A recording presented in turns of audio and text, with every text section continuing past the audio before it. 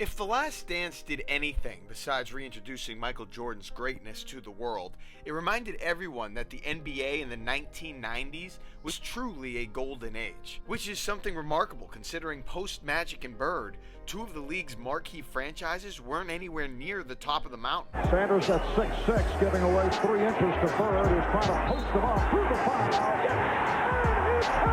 The Lakers weren't bad. They made the finals in 1991 before ultimately suffering a gentleman's sweep at the hands of the eventual team of the decade, the Chicago Bulls. Jordan. Oh, a spectacular move by Michael Jordan.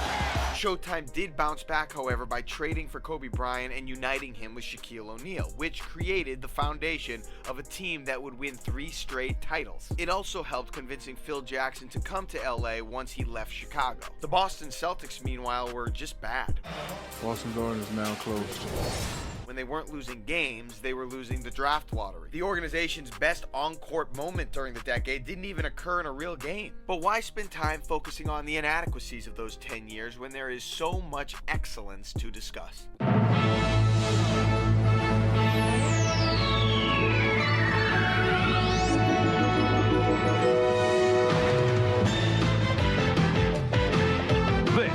Is the NBA on NBC. One fact that today feels about as real as the Monstars and Moron Mountain is that the New York Knicks were actually good.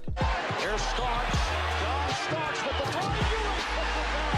Their multiple playoff series with Michael Jordan and the Chicago Bulls were iconic. Patrick, I know that your goal is to win an NBA championship, but it had to feel nice to go through the Chicago Bulls finally. Oh, hell yeah. The Knicks even won 2 Eastern Conference championships on the floor at Madison Square Garden. But let's start at the beginning of the decade, when heated tensions and real beefs thrived. Myers for Pippen. Oh, a faithful Scottie Pippen in the face of Patrick Ewing, who did not appreciate it. The 90s began with the Bulls ending the prosperous 2-year run of the bad boy Detroit Pistons. That dethroning launched the Bulls' first three-peat, a feat that they would achieve just a year after the Dream Team brought home the gold medal at the Barcelona Olympics. 1992 also represented the end of the careers for Larry Bird and Magic Johnson. That was back when the NBA All-Star Game was East versus West. Charles Barkley during that time won an MVP in those sweet Phoenix Suns uniforms. The Houston Rockets snagged consecutive championships before Michael Jordan came back from baseball. And I mean really came back with a full off-season to train. Because once he did, the Bulls set an NBA regular season wins record with 72 in 1996, a season that also featured a brief return of Magic. The Bulls beat Gary Payton, Sean Kemp, and the old Seattle Supersonics in the finals that year, and then disposed of John Stockton, Karl Malone, and the Utah Jazz the next 2 seasons to capture their second three-peat of the decade. But the 90s didn't just feature the individual dominance of Air Jordan. Shaquille O'Neal had the game and a brand that generated worldwide attention himself. And could it be the man himself, Shaq? Sure, he didn't win a title or league MVP until the spring of 2000. Bryant to Shaq.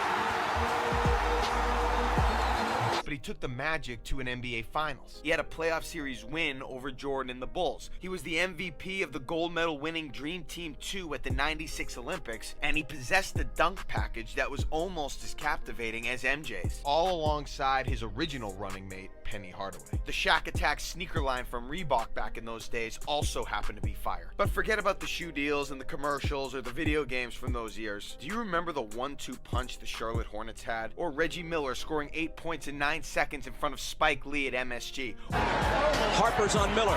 McKee gets it in the middle for the win. It's 4/10 of a second. How about when we thought Grant Hill might be the next Michael Jordan? Or when we never thought we'd see an 8 seed beat a 1 seed in a playoff series? And what about all the future All-Stars, MVPs, Finals MVPs, and Slam Dunk Contest champions that emerged during the 1990s? The finale on the first round for Vince Carter.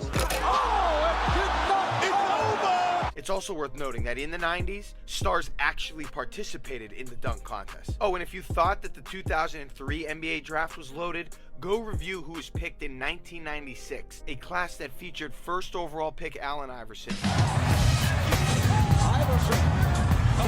about that? Steps over Tyronn Lue. Steve Nash, Ray Allen, Marcus Camby, Stephon Marbury, Antoine Walker, and Kobe Bryant, who, by the way, was not the only player busy helping cultivate a Western Conference dynasty during those years. Tim Duncan and the Spurs won their first of 5 championships in the spring of 1999. Even streetball legends found their way into the league back then. Like the mid-range J or hard fouls, the NBA of the 90s is a thing of the past. But I'm sure Lil Penny and Grandmama would agree with Shaq that the 90s was basketball's greatest era.